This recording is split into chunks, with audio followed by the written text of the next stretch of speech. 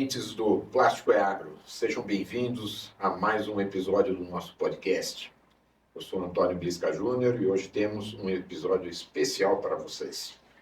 Vamos falar sobre uma tecnologia relativamente inovadora e que está ajudando a identificar o uso do plástico na agricultura de maneira mais eficiente e sustentável.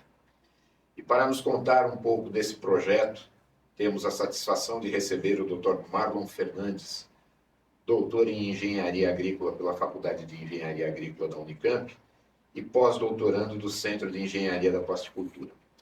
Seja bem-vindo, Dr. Marlon, a mais esse podcast. Obrigado, Blisca. Uma honra estar aqui com você, especialmente por ter essa conversa contigo. É uma honra poder participar e falar um pouco aí sobre o trabalho que a gente vem desenvolvendo e, principalmente, eu acho que é falar sobre aonde que a gente pode chegar com os resultados aí, com o que a gente tem trabalhado, o que a gente tem desenvolvido, o que a gente pode trazer aí de contribuição para a cadeia da plasticultura. Esse projeto está gerando uma série de expectativas aí. Mas para começar, você poderia nos contar um pouco sobre o seu projeto e como surgiu a ideia de usar sensoriamento remoto para identificar plásticos agrícolas? Tá, vamos lá. Primeiro, eu acho que é bom falar um pouquinho sobre o que é o sensoriamento remoto, como funciona. São satélites que orbitam a Terra e tem sensores acoplados, e esses sensores eles captam imagens ou outros comprimentos de onda que a gente fala, outras bandas, e essas imagens são utilizadas, vão ser processadas posteriormente para que possa fazer aí uma infinidade de análises, elas são dados simplesmente de observação da Terra, né? E a ideia, ela surgiu pois a gente tem um problema muito sério de dados na cadeia da plasticultura. Não só na cadeia da plasticultura, existem algumas outras cadeias onde a gente tem limitações de informações de dados também, mas a cadeia da plasticultura é uma que você sabe melhor do que eu, mas que falta esse consenso e essa informação de área plantada, quanto de plástico que é utilizado, o manejo que é feito, se existe circularidade, como é feito, aonde existe, se é ou não reciclado. E aí, partindo desse ponto, que não se sabe exatamente aonde que está sendo utilizado o plástico, a quantidade que está sendo utilizado, é muito difícil propor qualquer sistema de logística reversa, coisas que viabilizem a economia circular, se você não tem essa informação. E para ter essa informação, uma possibilidade que a gente tinha era trabalhar com o sensoriamento remoto, utilizar essas imagens para então aplicar aí algoritmos de machine learning para fazer a identificação, a classificação do uso e ocupação do solo para poder mapear essas áreas. E importante mencionar como que a ideia surgiu, é uma ideia do professor Rubens, o professor Rubens Lamparelli, que propôs essa utilização do sensoriamento remoto para fazer esse mapeamento. E é isso, foi mais ou menos por esse problema nas mãos, né? Não ter essa informação de aonde que está o plástico, a quantidade que está, que aí não dificulta muito você fazer qualquer proposição para a circularidade na cadeia. Então, daí optou a fazer os testes com essa tecnologia, tentar utilizar o sensoriamento remoto, e os resultados que a gente está tendo até o momento, eles estão sendo bem sucedidos. Apesar da gente trabalhar com uma área da inteligência artificial, as pessoas às vezes não entendem muito bem o que é inteligência artificial. Os modelos eles não são tão inteligentes assim, eles são, na verdade, muito bem treinados para então repetir tarefas para as quais eles foram treinados, né? Então, tem todas as questões aí envolvidas com a área, mas é basicamente isso aí de como que surgiu a ideia.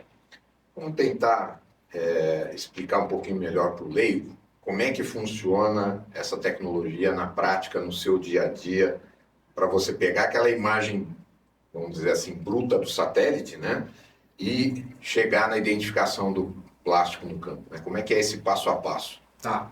aí a gente já nem pega imagem brutas, porque existem processos de ortorretificação, correções atmosféricas, que a gente pega as imagens já da superfície terrestre, já é imagem que já foi feito algum processamento nela. Já tem algum tratamento na Isso, imagem. exatamente. E esse tratamento ele pode ser feito aí pelo INPE, pelo Google. A gente, nos últimos trabalhos que a gente fez, a gente utilizou as imagens que a gente pegou no dataset do Google, e lá eles tinham algum pré-processamento, e nessas imagens, a imagem ela é composta por camadas que a gente chama de bandas, e cada uma dessas camadas ela representa um pedaço do comprimento de onda. Que a luz, né, tem aquele comprimento de onda, ela vai refletir em diversos comprimentos, e esses comprimentos vão ter desde o visível, que é aqueles que a gente enxerga, o famoso RGB, que é o vermelho, humano. É o que o olho humano enxerga, o vermelho, o verde e o azul. Só que além desse comprimento que o olho humano enxerga, a gente capta também diversos outros comprimentos. E daí, como que os algoritmos de aprendizado de máquina funcionam? Como que cada pedacinho daquele ali, ele funciona como se fosse uma assinatura, uma identidade. E cada material, ele reflete a luz de um jeito diferente. E isso determina a cor do que a gente está enxergando e algumas outras características nesses comprimentos que não são visíveis. E o que os modelos, os algoritmos de machine learning tentam fazer é extrair essas informações do que diferencia determinado objeto de outro objeto. Esse objeto reflete mais nesse comprimento de onda, aquele outro reflete mais em outro comprimento de onda, e aí você consegue fazer essa separação, essa classificação. Então, pensando em uma área rural, esses objetos seriam árvores, exato, plantações, exato, o plástico, exato, o telhado da casa. Exato. Qualquer coisa que você está vendo de cima, porque os satélites, como eles estão orbitando, o ponto de visão ele é de cima. Então, se for algo que a visada onde você só pode ver é lateral, você não consegue identificar por uma imagem de satélite. Por exemplo, às vezes tem algumas culturas agrícolas que utilizam plástico ou coisa assim, mas o plástico está abaixo do dossel. Você tem uma parte de vegetação que está visível quando você olha de cima da imagem. Esse plástico que está ali embaixo ele não é possível de ser identificado por imagem de satélite. Mas qualquer coisa que é visível por cima e que forma ali um objeto, um talhão, uma árvore, uma estrada, qualquer coisa é possível identificar utilizando algoritmos de aprendizado de máquina. Bem interessante, realmente. É um BBB do espaço. Não, a gente está sendo observado a todo momento. Além das agências públicas internacionais, que a gente tem a agência americana, europeia, consórcio brasileiro, chinês e etc., existem diversas empresas que atuam nessa área, que estão pegando aí, que tem sensores acoplados em satélites e que estão ao tempo todo pegando imagens e outras informações da Terra. Com certeza é um BBB. E só para explicar então, terminar a explicação, esses sensores são ou máquinas fotográficas ou até mesmo filmadoras em tempo real. Sim, filmadoras... ou câmeras, né? Mas aí você tem também radares, tem alguns outros sensores que vão estar aí acoplados nesses satélites. Mas pode ter uma infinidade de sensores. Isso aí depende muito de qual é o intuito, o que você está querendo medir, o que você está querendo mapear e tal. Tem várias coisas que podem ser utilizadas. Perfeito. Você mencionou o uso de algoritmos de aprendizado de máquina, machine learning, para processar as imagens. Pode nos explicar um pouquinho mais sobre esses algoritmos, como eles funcionam, como eles são treinados, e o que eles buscam especificamente nas imagens? Sim, vamos lá. Bom, o aprendizado de máquina é uma área da inteligência artificial ele está dentro do que é chamado uma grande área de inteligência artificial, onde você tem modelos, e esses modelos eles podem ter diversas origens. Origens, eu digo, a ideia ela pode ser mais matemática, ela pode ser uma ideia mais intuitiva, que tenta reproduzir algum comportamento humano ou algum comportamento da natureza, e eles têm o objetivo de cumprir uma determinada tarefa, fazer uma determinada modelagem, que pode ser tanto para problemas que a gente chama de regressão quanto classificação. A regressão é a regressão matemática, aquela que a gente aprendeu na escola mesmo, onde você vai, através de uma determinada equação, tentar predizer um valor com outros valores de entrada que você vai receber. E ela não tem saltos, é algo linear, né? Porque você tem uma equação que é produzida por esse modelo de regressão. Já quando a gente está falando dos modelos de classificação, eles tentam separar classes, e aí as classes é como se você falasse banana, laranja, maçã, ou no caso do que a gente está falando aí de imagem de sensoriamento remoto, do uso e ocupação em áreas agrícolas, é um talhão de soja, é um pasto, é uma estrada rural, é uma área urbana, é um lago ou um rio, é uma área de plasticultura. Esses são classes que você tem aí de uso do solo, né? E que você pode tá aplicando aí.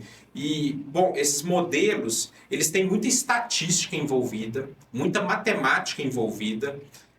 Eu acho assim que não vale a pena a gente entrar nos detalhes e explicar o funcionamento específico de cada um dos modelos, mas o aprendizado de máquina, ele não é estatística, não é puramente estatística, não é a mesma coisa.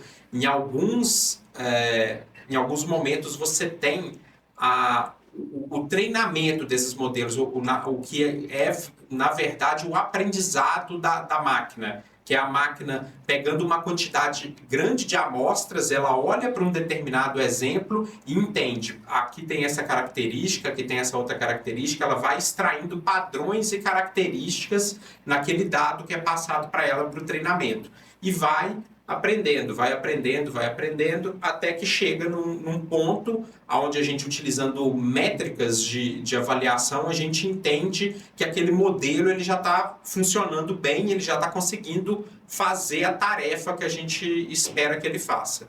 Ou seja, ele consegue fazer a identificação do plástico, que é o nosso objetivo. Exato. Né, com uma precisão bem grande, para não ter margem de erro ali e eu não confundir aquilo com algum outro objeto. Exatamente. A gente está conseguindo alcançar aí nos modelos que a gente tem trabalhado precisões muito próximas de 100%. É claro que as amostras ainda, a área de estudo é restrita, a gente ainda não aplicou os modelos para grandes áreas, existem vários tipos de restrições, mas a ideia é essa, é tentar conseguir essa acurácia mais próxima do 100% possível. E um ponto aí que é importante mencionar, a questão dessas amostras para fazer esse treinamento, porque é um grande desafio, é um limitador a gente ter uma quantidade de amostras, em quantidade e qualidade, amostras daquilo que a gente está querendo classificar, está querendo identificar. Por exemplo, para a gente mapear essas áreas de plástico, a gente precisa que as imagens de satélite tenham rotuladas, marcadas ali, identificadas nas imagens, aonde estão algumas áreas de plástico, para que o algoritmo possa aprender com as características daquele objeto, né, daquele talhão, daquela área que utiliza a plasticultura, e aí possa fazer essa classificação aí com elevada acurácia. E é aí que está entrando aquela ideia de trazer alunos da graduação. É isso aí. Coletando amostras no campo. É isso aí. Aqui da Unicamp, da Faculdade de Agronegócios de Olambra. Exatamente. Para fazer esse trabalho aí também. Que a gente fez o primeiro trabalho experimental de identificação somente do mulching, sem entrar com outras estruturas plásticas, sem trabalhar com estufa, sem fazer com outras coisas. e a gente fez alguns testes onde a gente via que, dependendo do algoritmo de machine learning utilizado, porque isso aí varia um pouco de algoritmo para algoritmo, mas a gente poderia precisar de 1.000 a 2.600 amostras para que a gente chegasse numa confiabilidade, numa acurácia, numa qualidade aí de classificação do que aquele algoritmo estava fazendo. E aí, por isso que entra os alunos, porque a gente precisa dessa quantidade de amostras muito grande. E aí, se a gente pensa em expandir para outras utilizações do plástico na agricultura, a identificação de silo bags, a identificação de estufas, a identificação de qualquer estrutura que a gente pensar, a gente precisa ter essa quantidade grande de amostras e com qualidade, sabendo qual que é o tipo de plástico que está ali, para outras características, enfim, que vão contribuir para os modelos depois para fazer a identificação mais precisa. E do ponto de vista do empresário rural, que esse projeto, que benefícios que esse projeto vai trazer para o agricultor lá no campo, no dia a dia dele? Bom, num primeiro momento, assim, sendo bem sincero, o benefício direto não tem. Porque essa é uma etapa necessária para que a gente possibilite modelos depois de sistemas de logística reversa. E aí sim, a partir da implementação desses sistemas, ele pode ter benefícios. Que tipo de benefício? Ele pode pensar em certificações, em obter certificações que ele produz de maneira mais sustentável, que ele não deixa plástico escapar para o meio ambiente e que ele está produzindo de maneira correta e sustentável, coisas assim do tipo. Porque a simples identificação por sensoriamento remoto, utilizando aí esses algoritmos de machine learning, ela não traz benefícios diretos, mas ela é uma etapa de um processo que, se a gente chegar ao final, ele sim pode trazer muitos benefícios para os produtores. E quais os principais desafios que você vem encontrando durante o desenvolvimento aí, o dia a dia desse projeto? Eu acho que até eu já me adiantei na resposta você colocou assim. desse tópico, que é falar a respeito da questão da amostragem. A gente ter uma quantidade de imagens rotuladas com áreas identificadas com plástico dos diversos tipos de uso de plástico que a gente tem, esse é o principal desafio. E é por isso do projeto que você já mencionou, da participação dos alunos, que a gente não tendo esse conjunto de amostras com qualidade e quantidade é algo que atrapalha bastante a gente alcançar o objetivo que a gente está aí. Também um pouco, você já comentou, né, mas você falou em economia circular. Poderia dar exemplos concretos de como essa tecnologia vai ajudar a reduzir o impacto ambiental do uso do plástico? Quais são as preocupações na academia e na indústria e, enfim, na sociedade de maneira geral? Sim, bom, a gente tem visto aí uma preocupação crescente com a poluição plástica. A gente tem aumentado muito nos últimos anos o uso de plástico pela humanidade, isso de maneira geral. O setor da agricultura nem é um dos que mais utilizam plástico. A gente, no dia a dia, a gente sabe de embalagens de supermercado e sacolas e outras coisas descartáveis que são aí a principal fonte de geração de resíduos plásticos, mas também na agricultura tem crescido muito a utilização do plástico e é importante a visão que teve no CEP, a forma como foi pensada já de ser criado esse grupo de economia circular para já junto com o crescimento da utilização da plasticultura, do plástico no meio rural, você trazer possibilidades de soluções. O que esse sensoriamento remoto contribui é no mapeamento, na quantificação, localização e quantificação desse plástico que está sendo utilizado. E aí você sabendo onde e quanto, você pode fazer diversos sistemas de coleta, logística reversa, reciclagem, algum tipo de parceria com produtores que possibilite aí que o produtor que recicla receba um prêmio, algum pagamento, né, a mais pelo produto que ele produz, ele por também estar fazendo isso de maneira consciente. E por que isso é importante? Na literatura, na academia, a gente tem visto aí uma preocupação, quer dizer, não só na literatura, né, mas um número crescente de artigos, de publicações, falando aí dos problemas e riscos dessa poluição plástica no meio ambiente. E aí eu vou entrar num tópico que é um pouco fora do que a gente está trabalhando hoje, mas se a gente pensar nos microplásticos e a poluição desses microplásticos que surgem da deterioração do plástico no ambiente, eles têm sérias implicações aí, tanto para o meio ambiente quanto para a saúde humana, e muita coisa que a gente ainda não sabe direito como que é, o impacto que pode ter ou não, enfim. E aí é algo que a gente precisa se preocupar. E trazendo isso, sabendo que existe essa poluição por plástico, essa necessidade de preocupação para evitar que esse microplástico seja formado, a gente vem com essa demanda de ter essa economia circular e tal, e surge esse projeto para contribuir aí para a identificação e tal, para viabilizar essa economia circular. Ótimo.